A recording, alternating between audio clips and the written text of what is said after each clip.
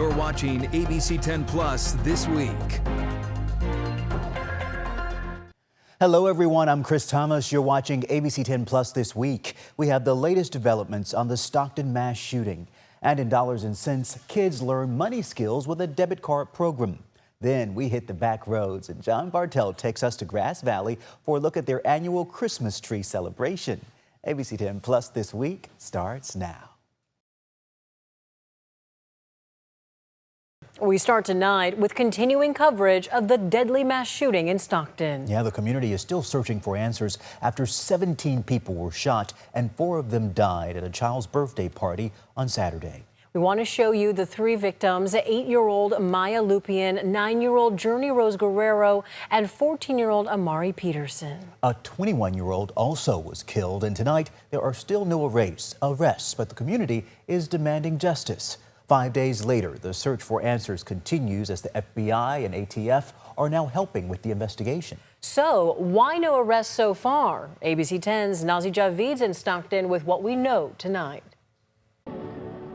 Yeah, I'm here at the crime scene where an emotional prayer vigil is underway. And just earlier, 2 little boys came by on their bikes. One of them tells me he played football with the 14-year-old victim. They have a lot of questions about what happened here, as does the community. In fact, more questions remain than answers. Oh, great God in heaven! Emotional prayer vigil in Stockton Thursday night. After gunfire turned deadly at a toddler's birthday party Saturday. Prayer indeed is going on in this time of tragedy. Authorities have released few details about suspects or motive. I took community concerns to former Assistant Special Agent in charge of the FBI's Los Angeles division. He's an expert in cases like this. From the FBI's perspective, what is that federal assistance look like? And is there a reason that they may be holding off on providing any information to the public if they have it? It certainly has a lot of the indicators of it being a gang-related shooting, and especially if people that were present at the scene when this happened are refusing to give statements. Detectives say there may have been multiple shooters, but no arrests and no suspect descriptions. That's an indicator as well that they possibly know who the shooters were, or they know the reasons for the shooting, and they don't want to publicly give any information about that because technically that could put a target on their back. The FBI and ATF are now assisting. The resources that they have that usually, especially in terms of scientific investigation and the labs, usually exceeds that of local police department. As the community continues to pray for answers. I want to give kudos to each and every one of our law enforcement, our officials, our local leaders. What's at stake here is our safety, so they're promptly responding to what's going on. Detectives say even the smallest detail could help. The $50,000 reward that the FBI has offered is not very routine in these types of matters. The primary reason it's given, especially if it is a gang-related shooting, there is someone out there who knows exactly who committed this. All of us on our end, what we can do is we hear something, we say something. We just pray that the law will find them. But we're praying to God. We're praying to God. But see, this because we want God to do this. See, God, He'll find them, and it's going to happen. And the FBI is among those offering a reward for information. In fact, up here on your screen, a QR code. They are urging anyone with information, cell phone video, witness details to come forward. You can also visit fbi.gov/Stockton shooting or call in a tip to the San Joaquin Sheriff's Office at 209-946-0600. They say even an anonymous tip can help crack this case. In Stockton, Nazi Javid, ABC 10. Nazi, thank you. And take a look at your screen. Here's the Stockton Crime Stoppers phone number. They are offering up to $35,000 for information leading to an arrest. The FBI also announced a $50,000 reward. Meanwhile, the San Joaquin County District Attorney's Office also clarifies tonight they are not saying whether this is gang-related. Yeah, they say, quote, at this point, the sheriff's office has not confirmed the specific case has been classified as gang-related. The district attorney's office will not comment ahead of the sheriff, who will release additional information if or when it becomes available. We're also hearing from the families of those impacted. ABC 10's Gabriel Porras has been on scene every day since the night of that tragedy, and he spoke to the family of the 14-year-old victim from Modesto.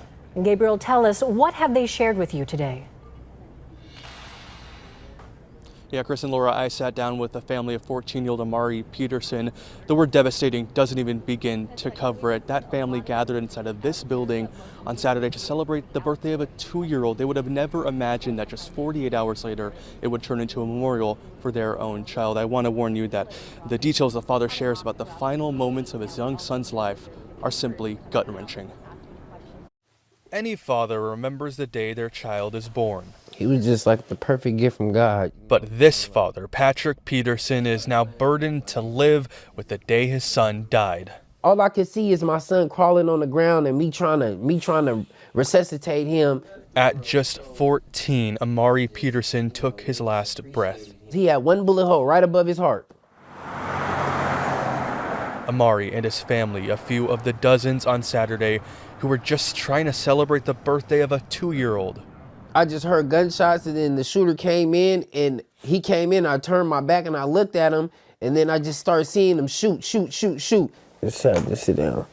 Patrick's daughter was grazed, and in the panic before he could even react, everybody running off and then my son is just sitting there just crawling, trying to get up. So I got my baby. I had to hop back over the counter and I'm trying to see what's going on with him. I'm trying to give him CPR and the bullet, and he just got blood coming out his face, and it's just something that a father should never have to go through. What no one should ever endure is now on a painful replay.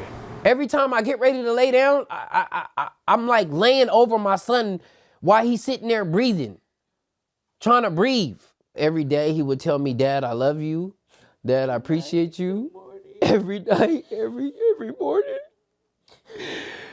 Every night, every morning, that boy would tell me he loved me.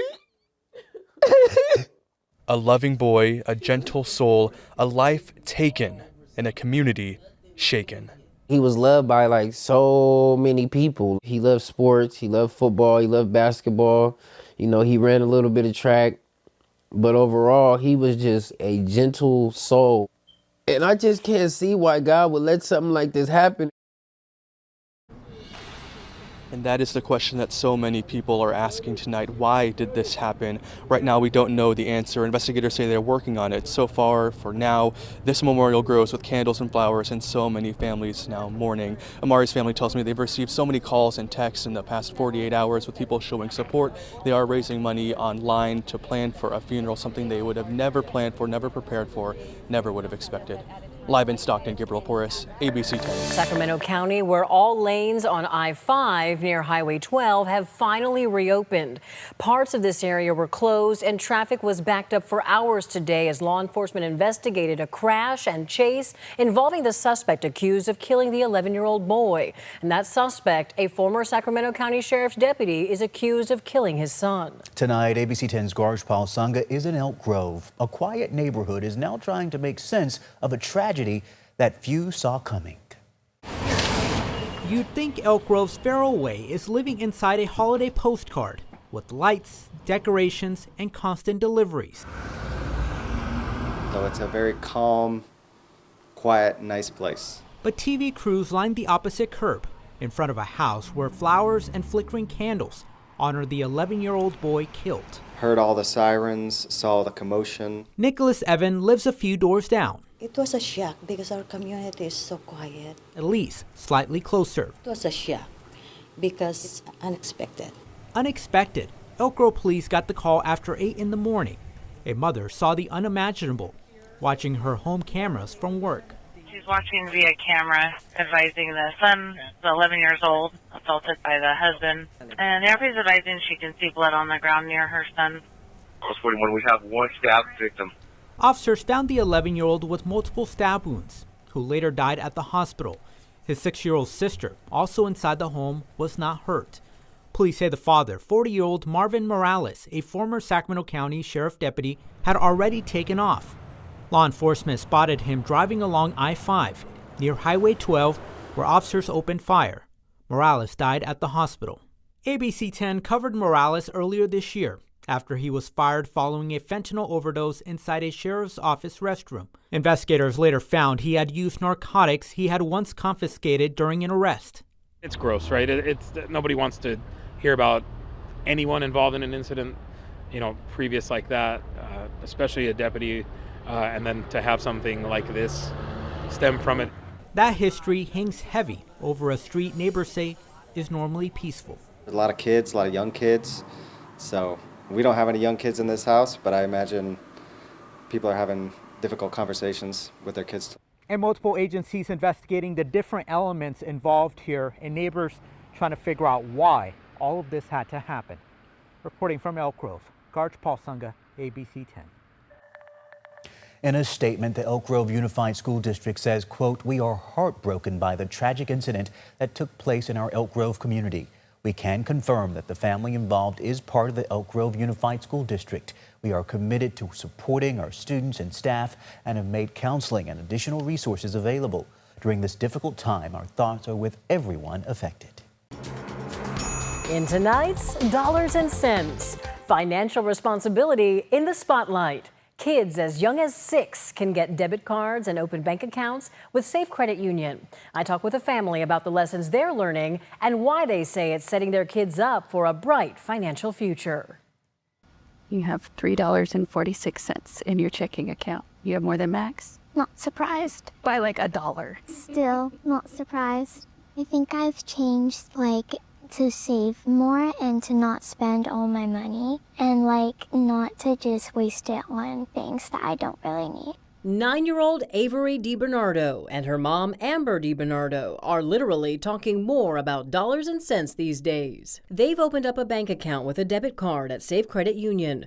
These accounts are available for kids 6 and older, aimed at teaching financial responsibility. And I see her accounts and I see her brother's accounts, so it really gives me that full visibility. They're at ages where they're still with me and I know what they're spending, but I know those days are coming where they're going to be out on their own. Children enrolled will be given their own physical contactless cards and will be able to access online banking through Safe's mobile app. That healthy relationship with money, starting that young, must have such a big impact, Lauren. Yes, it definitely does, especially when, a child can look at their account and see a balance and they can understand the impact that spending has on that balance. So they see a number, they understand that when they spend or buy something that they want, that number is going to change. Experts advise parents to constantly monitor their child's card's activity, which is also recommended for every cardholder to do for themselves, regardless of age. Talking about the idea of saving as well, how do you feel about that? That's a very important life lesson to learn. For sure. I don't know that we've perfected that one yet. We're still working on that, but there's at least, again, a desire and an understanding of savings, and I think our next step is really setting those savings goals. Parents can use these accounts alongside their children for online banking and online transactions to help kids navigate our digital world. Parents can also deactivate cards and accounts to protect against fraud. For kids like Avery, the lessons learned come with some real-world motivation. I want to get more money so that I can save up and buy things that I think look good and fun. She's a pretty good kid. Pretty good. Other banks such as Wells Fargo, Bank of America, and Chase also offer different kinds of kid-friendly accounts. So ask your bank what they offer. You can find detailed information on the kids and teen accounts on our website, abc10.com. Just click on this story. And remember, you can also stream all of our Dollars and Cents coverage on the free ABC10 Plus TV streaming app.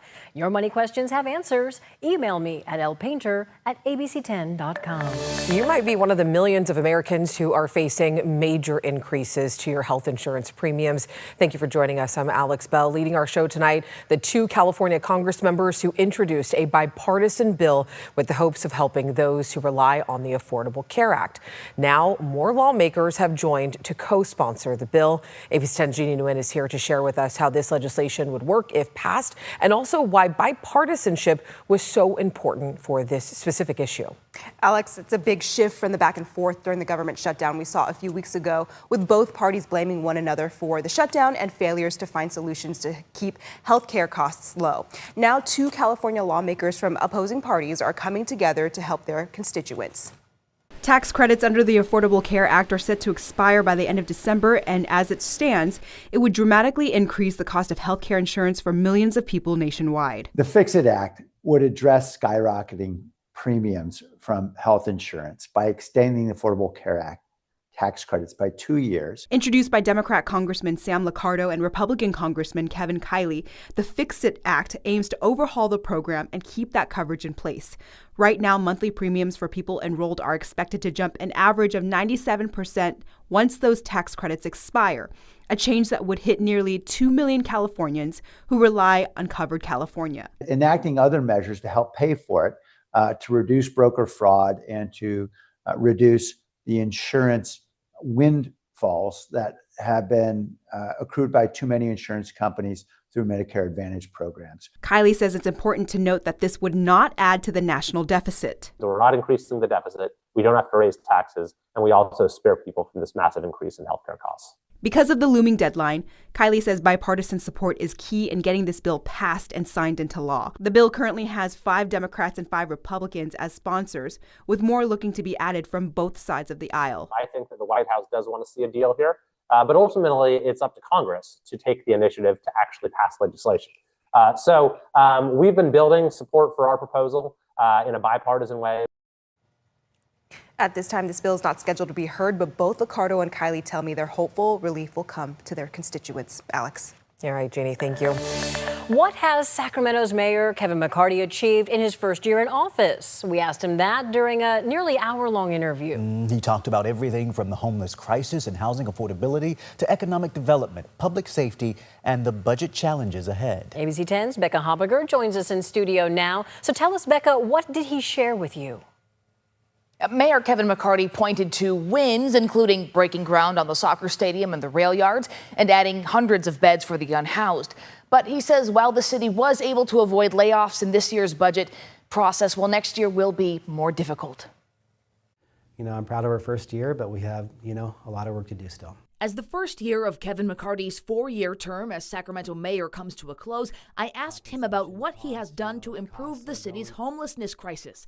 He says he has pivoted from more costly permanent housing solutions and focused on less expensive cabin-style tiny home communities. We figured out we can do these tiny homes for about $85,000 per door, as opposed to $600,000 per door. And so we're just zeroing in on what we think is going to be better for our taxpayers and serve more people. On the bottom line, getting more unsheltered homeless off of the streets. And so we're not an A, we didn't succeed, not like it's the old mission accomplished type thing, but I think we're making steady progress. Under his leadership, McCarty says the city has added several hundred beds for the unhoused, increasing capacity by 30%, and recently City Council adopted a plan to add about 500 more beds.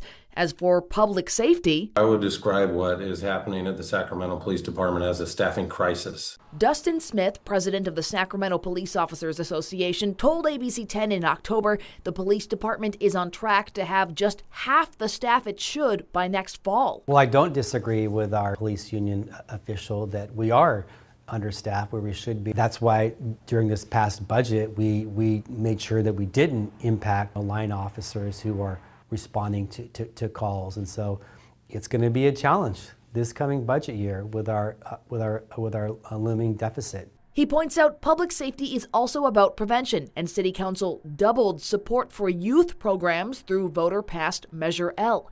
But while this year's budget did not include any layoffs, 2026 will be more challenging, with less money coming from the state and federal government, and hiring more officers requires more resources. So we do have a big issue this year. We're going to have to, make some difficult decisions. But one thing that I'm really trying to zero in on is how do we not have to do that? How do we not have to make cuts to our departments, and that's by growing our economy, by supporting economic development. Progress in that area includes breaking ground on the soccer stadium and the rail yards, working with West Sacramento to bring visitors to A's games, plus working to attract a permanent Major League Baseball team after the A's leave in 2 seasons, and creating Streamline Sacramento, a program to help remove red tape and attract and support businesses in the city.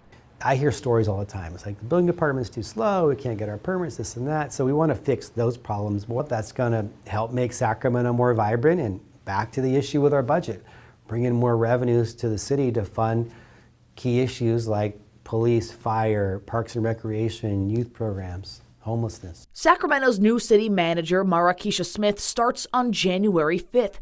Mayor McCarty says he is looking forward to getting big things done with her at the helm. I'm upbeat about the future. I've enjoyed my first year as mayor. It's been a whirlwind, but I'm looking forward to 26 with a new team and new opportunities.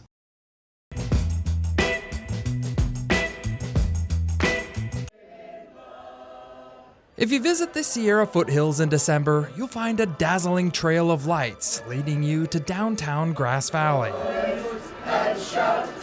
And if you follow Paul Haas, the town crier, he'll give you a tour of the annual Cornish Christmas celebration. As you make your way down Main Street, you'll encounter a festive bazaar filled with local vendors, lively music, and even a walking Christmas tree, who claims to be a little more popular than Santa Claus himself. I'm more unusual. I got you, okay. I might tell Santa that, though. That's okay. Grass Valley's Cornish Christmas celebration is a long-standing tradition that dates back to the Gold Rush era. Cornish Christmas has been taking place now, this is the 56th annual, but it goes all the way back to when the Cornish miners came to Nevada County to mine gold from the hard rock. The Cornish people came from Cornwall, England, which had many underground tin mines. During the California Gold Rush, many Cornish people were enlisted to help dig mines and extract gold from underground gold veins near Grass Valley. With that, they brought the Cornish Carol choirs, and those are what we're going to see, the Cornish carols, I should say. The Cornish Carol is the highlight of the event. And for over 35 years, Eleanor Knitzer has been leading the choir on the steps of Union Square. To us, it's a living history. They've been sung here in our street since 1878, every single solitary Christmas. Carols are very important to Cornish miners. The music is rooted in Methodist hymns, which were passed down through generations and eventually reached Grass Valley. Eleanor says she's faced challenges keeping this tradition alive because the music was never written down on sheet music. So when we started singing 35 years ago, we didn't have a lot of written music. They handed me a record and said, here's the music.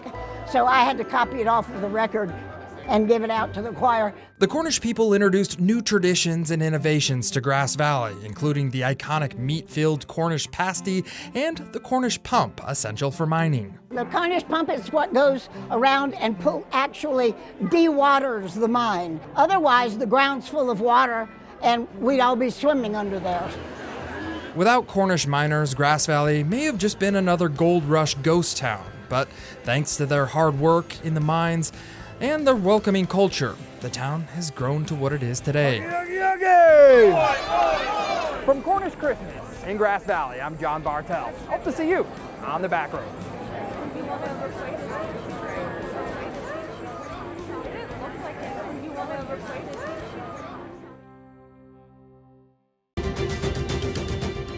They're known in West Sacramento for their burgers and, of course, their peach shakes, and are champions of hope, highlighting people in the community making a difference and inspiring change. We take you to Whitey's Jolly Cone, a small burger stand, a proud family, and a legacy that continues to grow.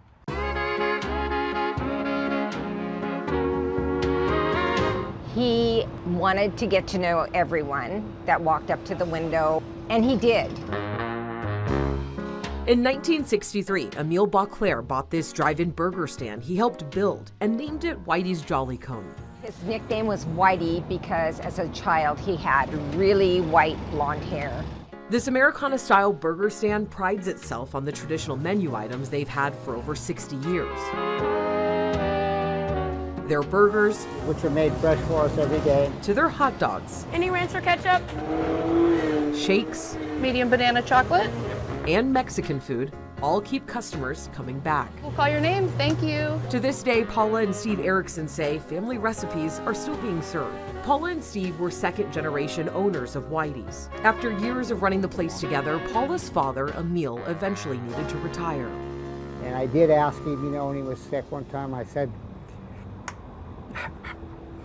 wow, you gotta cut that one. I says, what do you want me to do?